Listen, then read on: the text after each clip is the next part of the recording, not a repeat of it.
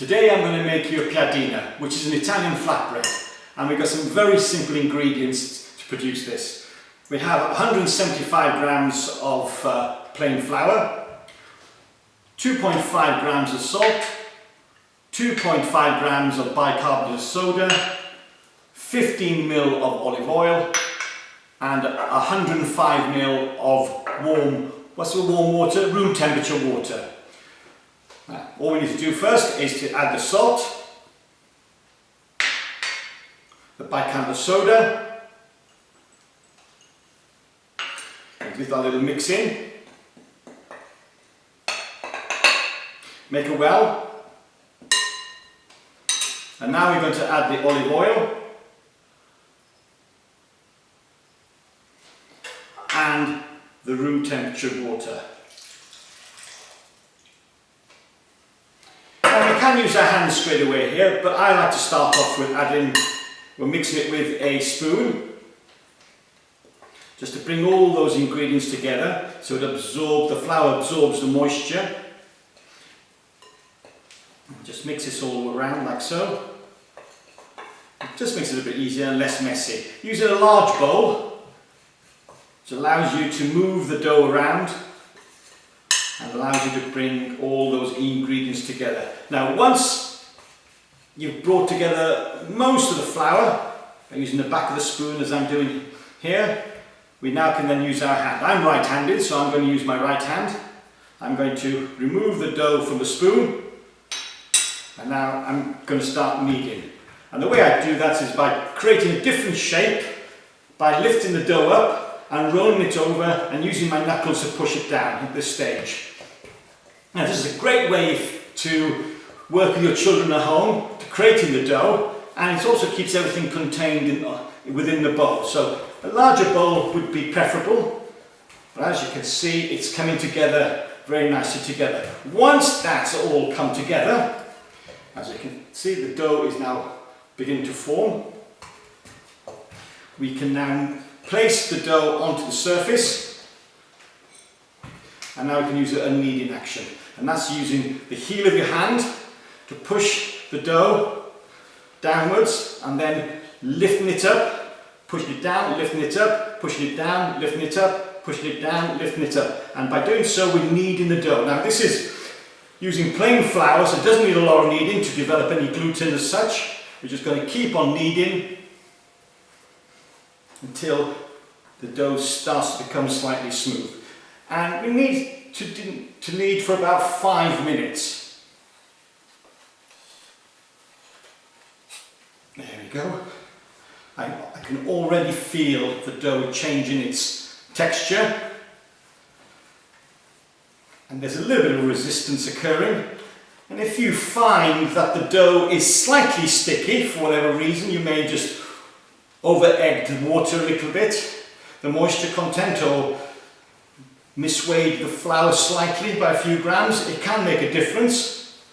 And the thing you can do is add a little bit of flour. So that does feel a little bit sticky, so I'm going to just add a little bit of flour just to help me. So just a little dusting.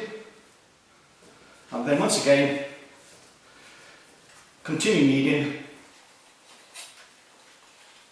and you can pick up those grains of flour which is on the surface there.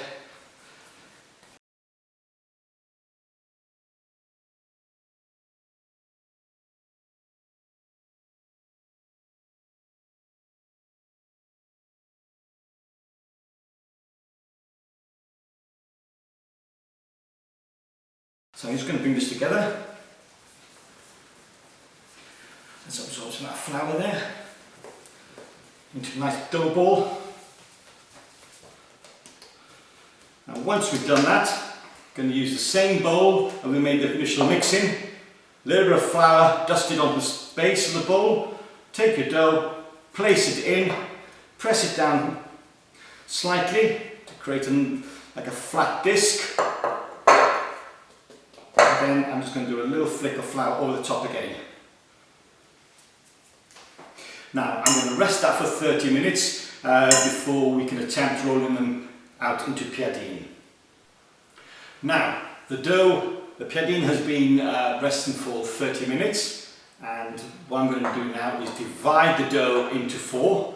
And the way I like to do it is very simply, I take my scraper and then I'm going to make a cross through the centre of the dough.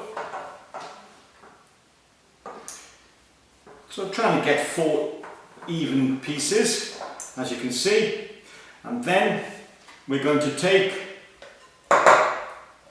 1/4 at a time, and then we're going to shape into a circle or a ball.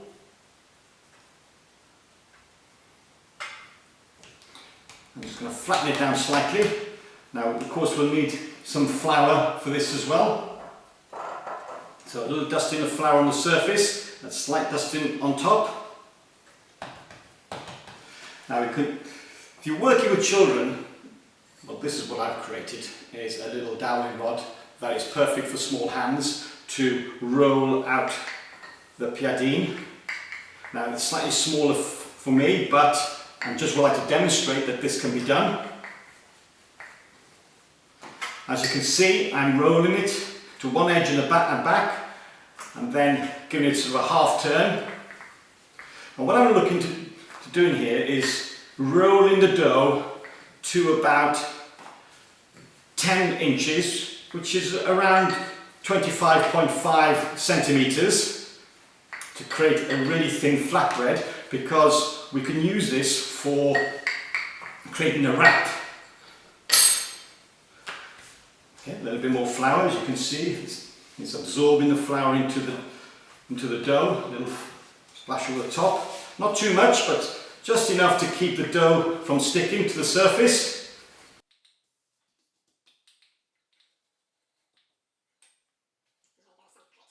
Lovely round piadine. Now you can roll it as, of course, to your thickness that you prefer.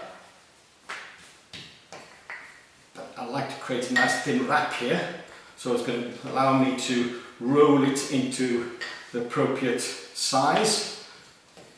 And here we go, nicely stretched and pinned out. And you can use a non-stick frying pan to cook your piadine on, or you can use a cast iron base like I've got here. So I'll be using a cast iron base, and all you need to do next is to lift up your piadine and place it on top of the griddle plate here. And whilst that's cooking, I'll take about a couple of minutes.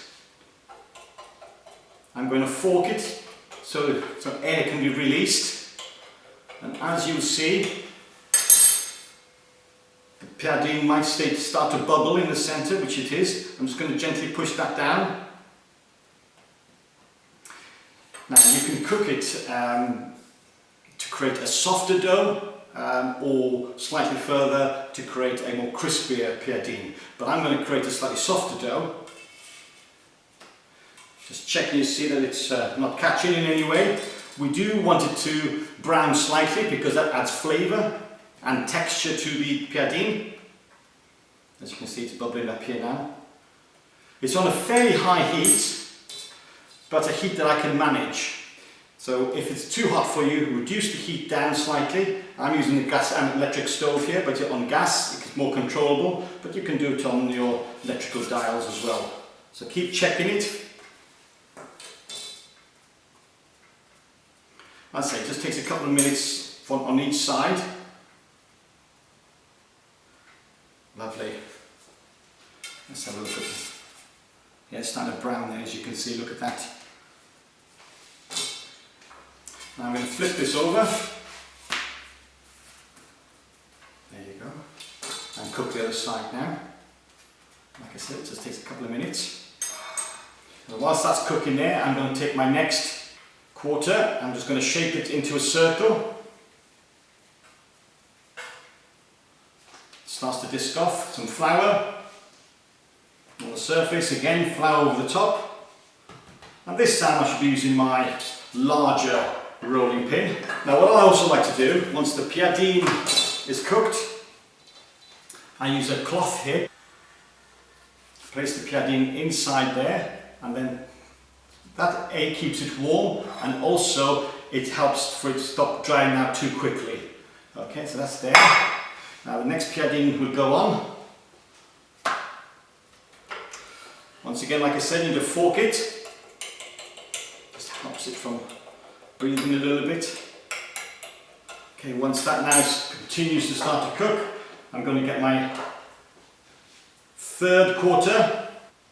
Now these flatbreads are wonderful. I mean, they can be created into a sandwich as well by layering some Parma ham or some cheese in between, and then folding them into a half moon shape, and then back onto the griddle. And of course you can do exactly the same with some roquette inside there and some green leaves. Okay, there you have it. All the piadine have been cooked and placed within the cloth here, and there you have them, 4 of them all together. And of course, having them within the cloth, once again, as I mentioned, it is maintaining the moisture and not allowing them to go dry. And once again, to demonstrate, as you can see, I can now easily fold the piadine into a nice wrap, like so. So there you go. Well, I hope you enjoy making them as much as I have. Thank you for watching.